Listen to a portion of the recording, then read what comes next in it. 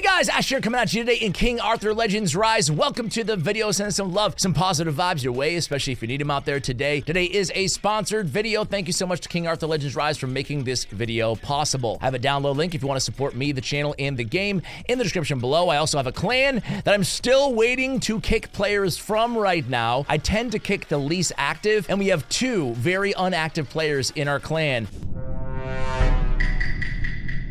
But we're in the middle of a clan war and I can't kick them out. But be sure to check back in. The clan name is the Ashholes.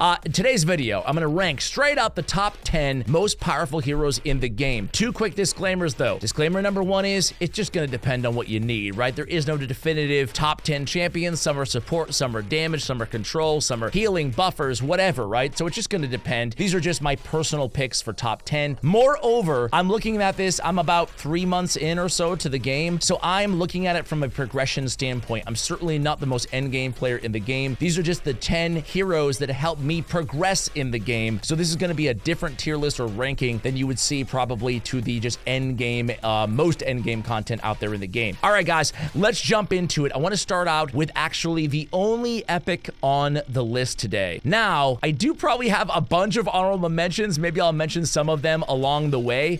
Especially, I just got to give a quick little bit of love to Turin.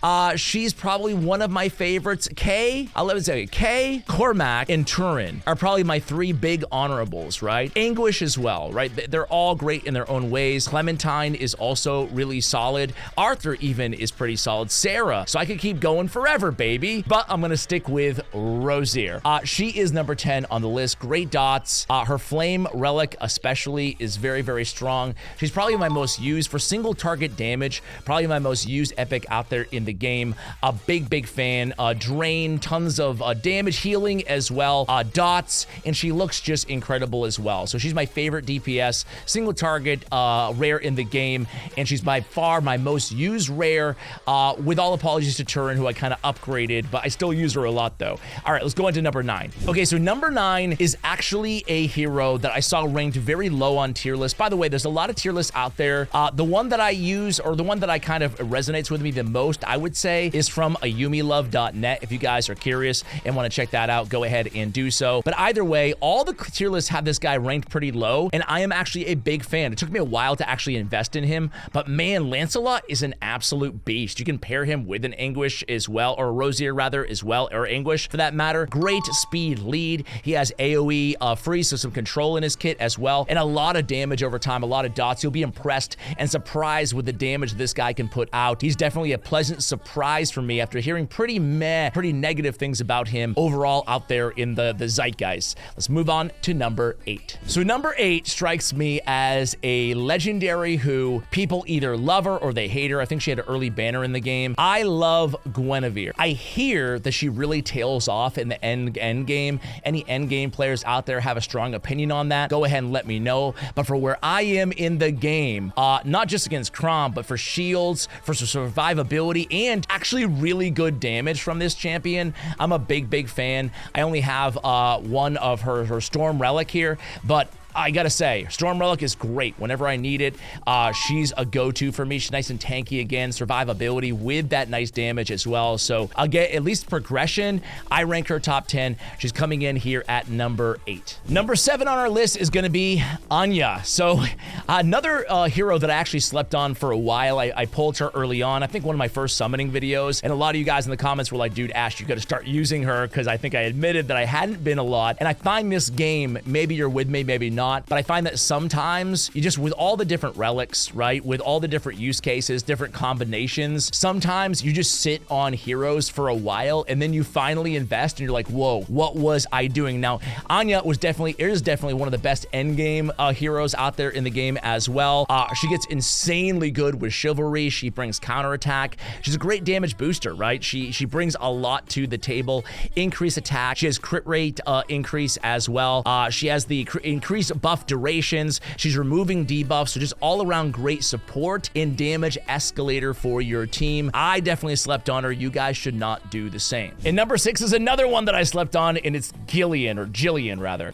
She's really, really strong. Of course, I have 2 of her relics, right? And I don't have probably the best one. So I have the I have the Betrayal's Price, and I have the Staff of Diana. I love the Staff of Diana, but Agent of the Lake is, I think, the best because it has all the best heals on it, and I don't have it. But I still love her so much, even with the Staff of Diana. She brings so many buffs. This is the hero that I was referring to when I said I ended up using her a lot more often than Turin, or I used Turin a lot and then I kind of upgraded, even though you can of course get utility out of both heroes. But man, she's insane with the heals and just bringing so much in terms of buffs here. So big fan of Gillian. So number 5 is Claudas. I love this legendary hero. She was when I first in the game. You always have a special spot for your first, don't you guys?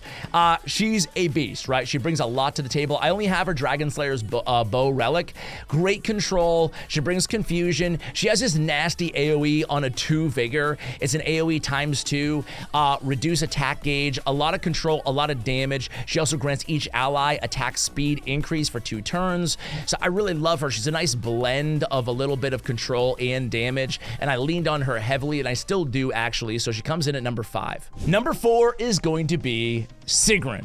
I love Sigrun. I can understand why maybe in the end game you don't need all her reflect damage, but her reflect damage for progression is absolutely insane. I just love this hero because she's a big defensive tank with kind of an ally protection mechanic if you're coming from raid, but she reflects that damage back, so she can end up being your tank and your best DPS option on the team all in one. So a protector, a tank, and the most damage all in one hero. Again, I'm not sure how she does in the end-to-end game. You might just be able to find that stuff without needing to have a reflect in terms of value over replacement. But for progression, she is one of my most used tanks. Just overall heroes, forget tanks. Just overall heroes out there in the game. I use her in a ton of my teams.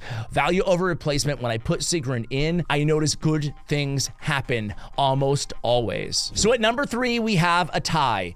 Honestly, I didn't mean to, but I just miscounted, so you're really gonna get a top 11 in here. This is the first guy that I actually don't have on the list, and it's Sergius. Man, I want him so badly. This dude's a monster, especially with his flame relic. I have seen other players use him. I have not used him, but this guy's all about damage. He has a focused target, but really he's about attack gauge manipulation and vigor refills for your allies. Just look at his passives here. He's got a amplification for 1 turn. That's on the target's turn, further increases their vigor. On his 3rd passive, he has a chance to recover vigor by +2. Grant each ally attack speed increase by 2 for 1 turns. So all about attack speed, efficiency, getting more damage, getting more control, getting more heals, getting more out of everybody around him. Definitely a busted legendary hero in the game. Definitely my most wanted in the game in terms of legendaries that I don't have. And tied with Sergius is actually going to be, this is a very tough one, my top 3 here, but I'm gonna give it to Bedivere. Bedivere is my best damage option on my account. I'm sure you guys probably feel the same if you have him. He's just a monster. I really love this dude. I love that he has the crit rate on the aura, or the lead ability. Really helps with the team as well, because crit rate can be difficult to find in this game, especially during progression, the early, I guess, going into the mid game. My favorite part about him though is that second ability here, it smacks so hard for only 2 vigor. It's definitely nice to see anytime that lands on an enemy, right? Seeing all that damage. So Bedivere just straight up DPS. He's a monster. He's got a strong AoE on his 3 vigor 3rd ability as well. Just really solid. I have his Crimson Wound. I hear that the Wasted Tears is actually his best relic though, so I'm looking forward to maybe getting that here. He brings his own crit rate increase as well and deals a ton of damage with Intimidation. Coming in at number 2 is going to be, this is a tough one because I think she might be number 1 in the end game, but for me, I'm going to put her at number 2 in terms of the impact that she's made on my account. Morgan. We can split hairs at who's the best, but she's definitely in the conversation. She's more accessible. She's available, obviously, in the early game. Everybody will get a chance to get her, and she has like a bunch of packs around her as well, so it kind of makes sense, right? She's just the queen of everything. Buff removal. She's very fast. She got debuffs. She got attack gauge decrease, a lot of control. She got AoE sleep on different versions. She gets insanely better with, of course, her chivalry, just like every legendary does. Now I have Death Throws relic for her, but I really want Typhoon's Eye. That's her frost or storm relic rather. She's got this nasty AoE sleep, heal reduction as well on that. Great control ability. Really want to get that storm relic, but either way, you can't go wrong with Morgan in terms of, again, her speed and all of the debuffs and control that she brings to the table. Just the best out there in terms of an all-around package to really just exponentially improve your results in your damage on targets. So number 1 is probably not going to be a shocker to anybody out there, but it's actually Merlin. So Merlin I actually have 2 relics for on my account. I have his flame relic, the Mirrodin's Plunder, as well as the Untamed Wings. Actually, my bad, as well as the Lunar Fang. I don't have the Untamed Wings.